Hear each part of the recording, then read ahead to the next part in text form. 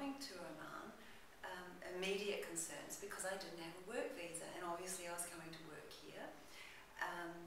However, investigations at the airline at Sydney Airport before I departed reassured me that I would have no problems in getting entry into Oman, even though I didn't have an onward ticket and I didn't have a work visa.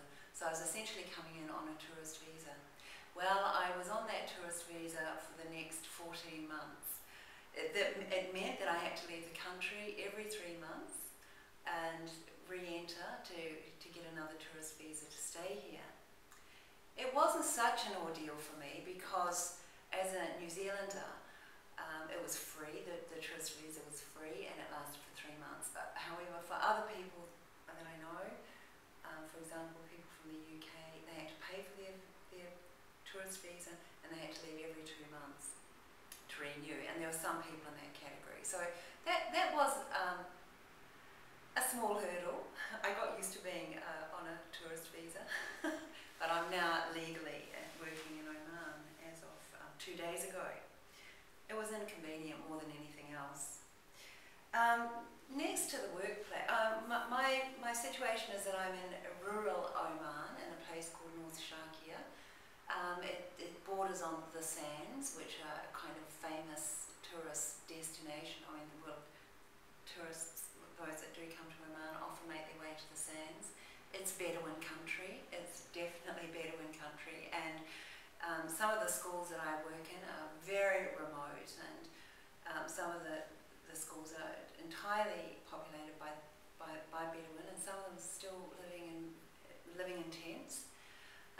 They can be in the sands, or they can be in rocky, up the sides of rocky mountains. For me, the isolation and the remoteness is an attraction.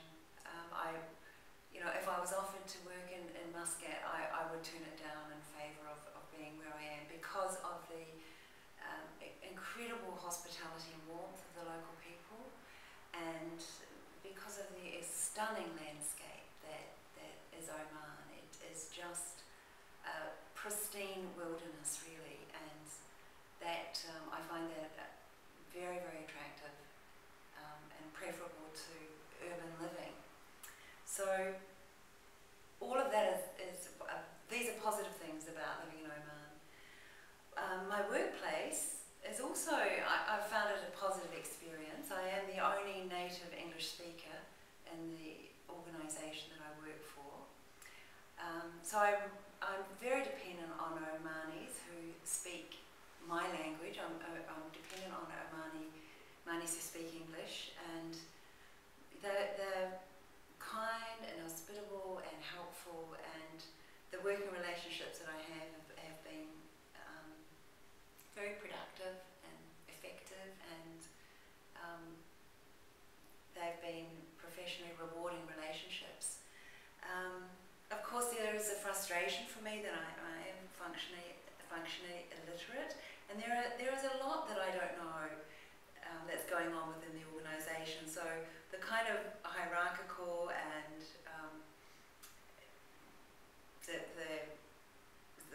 the nature of some of those relationships are completely lost on me.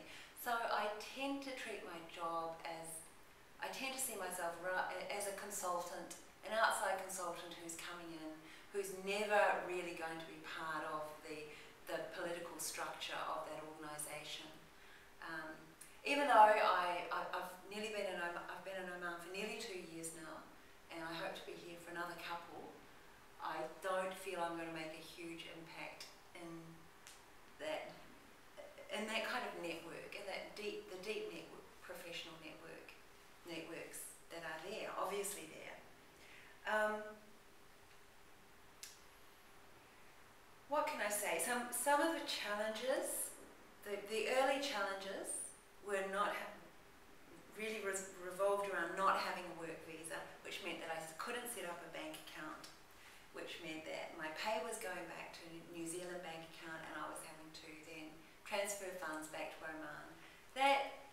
That was an annoyance more than anything else, because I'm paying, I don't know, 3% 3% charges for transferring the money back to Oman.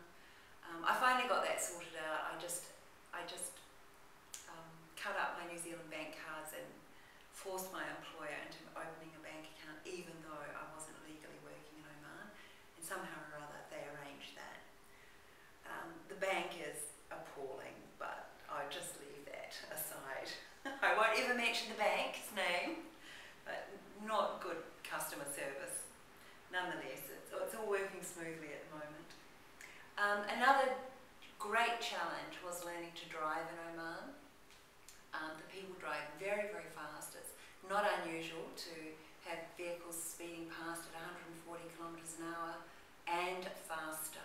The speed limit is 120, and believe me, nobody drives slower than 120. Added to that, Oman is a developing country, and the infrastructure, the road infrastructure is still being built around us, so there are constant roadworks to negotiate, and people still drive very, very fast, and of course we're driving on the other side of the road from the side that I've been used to. So all of that, and I also had to learn to drive, to drive a four-wheel drive vehicle. It's all fine now. I can drive confidently and competently on Omani roads, and I haven't had any accidents, touch wood. And I've learned to be a reasonably competent off-road driver, which I enjoy greatly. I haven't really, as regards being a woman living in a remote part of an Islamic country, in a very religiously, lost for words, traditional area, I really haven't found that to be a problem. People are very kind. I observe local customs, of course. I cover up. I cover up my bare flesh. It's not really an imposition at all.